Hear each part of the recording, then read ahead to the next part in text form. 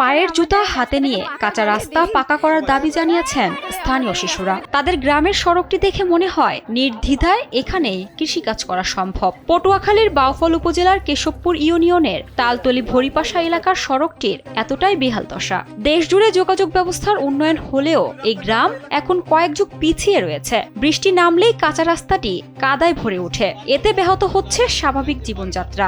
এমন পরিস্থিতিতে অভিনব প্রতিবাদ জানিয়েছেন স্থানীয় শিশুরা। আমাদের এই রাস্তাটাকে এই সড়কের উপর নির্ভরশীল 7টি শিক্ষা প্রতিষ্ঠান, একটি খেয়াঘাট ও একটি লঞ্চ ঘাট। কিন্তু সামান্য বৃষ্টিতেই যানবাহন চলাচল বন্ধ হয়ে যায়। সবচেয়ে বেশি দুর্ভোগে পড়েন শিক্ষার্থী, কৃষক ও সাধারণ মানুষ। স্যান্ডেলিনা সো, রূপচর্চায় আভিজাত্য।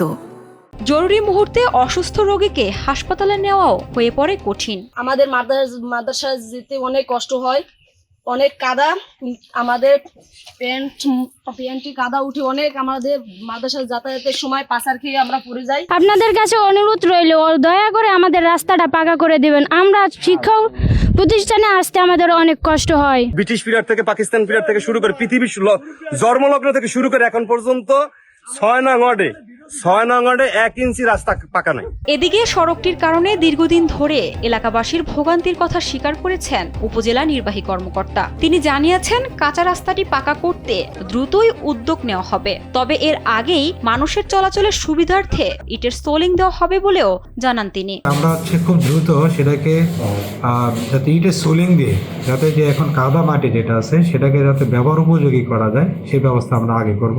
প্রায় 7.5 কিলোমিটারের এই কাঁচা সড়কটির কারণে প্রায় 10,000 বাসিন্দা দুর্ভোগে রয়েছেন। ভোগান্তি কমাতে দ্রুতই কাঁচা সড়কটি পাকা করার আহ্বান জানিয়েছেন স্থানীয়রা।